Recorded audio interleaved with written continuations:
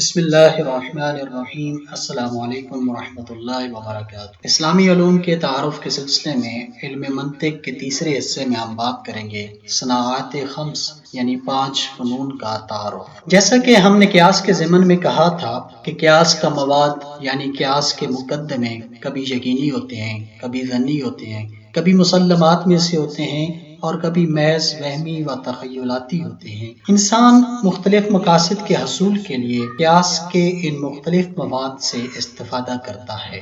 اس کے مقاصد حسب ذیل ہو سکتے ہیں: نمبر 1، حقیقت تک رسائی حاصل کرنا۔ نمبر 2، مد مخالف کو گھٹنے ٹیکنے پر مجبور کرنا، اس طرح کہ اس کی فکری راہ مسدود یا بند ہو جائے۔ نمبر 3، مخاطب کو کسی کام کے کرنے یا نہ کرنے کے بارے میں مطمئن کرنا۔ نمبر 4، مخاطب کے محض جذبات سے کھیلنا۔ اور نمبر 5، مخاطب کو گمراہ کرنا یا اسے دھوکے میں رکھنا۔ ہر مقصد کے حصول کے لیے اس کے مطابق قیاس کا مواد یا قیاس کے مقدمات کا انتخاب کیا جاتا ہے۔ لہذا مقاصد کے لحاظ سے قیاس کی 5 قسمیں بنتی ہیں، جنہیں صناعات خمس، 5 صنعتیں یا 5 فنون کہا جا سکتا ہے۔ ان کی مختصر وضاحت اس طرح سے ہے: نمبر 1، فن برہان۔ جس قیاس کے ذریعے حقیقت کشف کی جاتی ہے اسے برہان کہا جاتا ہے۔ اس قیاس کے مواد یعنی قضیوں کو یا تو محسوسات میں سے ہونا چاہیے، جیسے سورج روشنی پھیلانے والا جسم ہے، یا مجربات میں سے ہونا چاہیے، جیسے کسی تیسری شے کے مساوی 2 چیزیں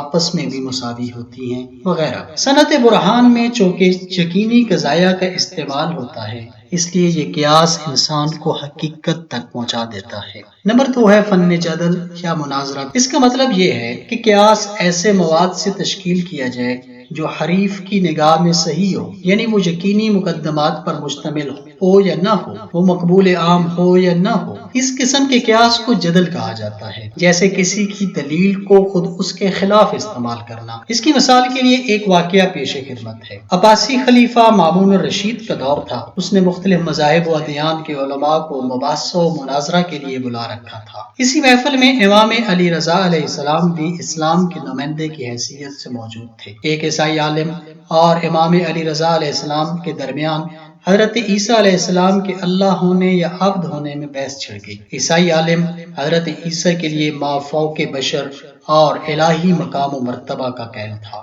چنانچہ امام رضا علیہ السلام نے فرمایا، حضرت عیسیٰ کے تمام کام اچھے تھے، مگر ایک بات کھٹکتی ہے، اور وہ یہ کہ آپ تمام انبیاء کے برخلاف عبادت سے دلچسپی نہیں رکھتے تھے۔ یہ سن کر عیسائی عالم کہنے لگا کہ مجھے تعجب ہے کہ آپ یہ بات کہہ رہے ہیں، حضرت عیسیٰ تو تمام لوگوں سے زیادہ عبادت گزار تھے۔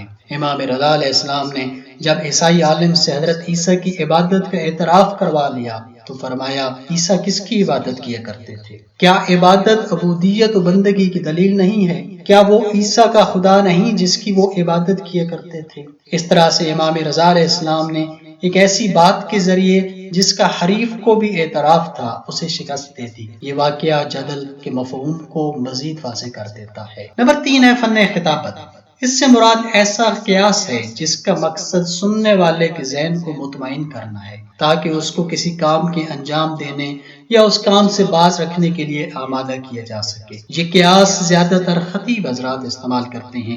خطابت میں ایسے مواد استعمال کرنے چاہیے جو سننے والے میں یقین نہیں تو کم از کم ظن پیدا کر سکے۔ مثلا جھوٹا دنیا میں رسوا ہوتا ہے، بزدل شخص محروم و ناکام رہتا ہے، وغیرہ۔ نمبر 4 ہے فن شعر۔ اس سے مراد ایسا قیاس ہے جس کا مقصد صرف خیالی غلاف چڑھانا ہوتا ہے۔ تشبیہات، استعارات اور مجازات سب اسی قسم میں شامل ہیں۔ شعر کا تعلق براہ راست تخیلات سے ہے۔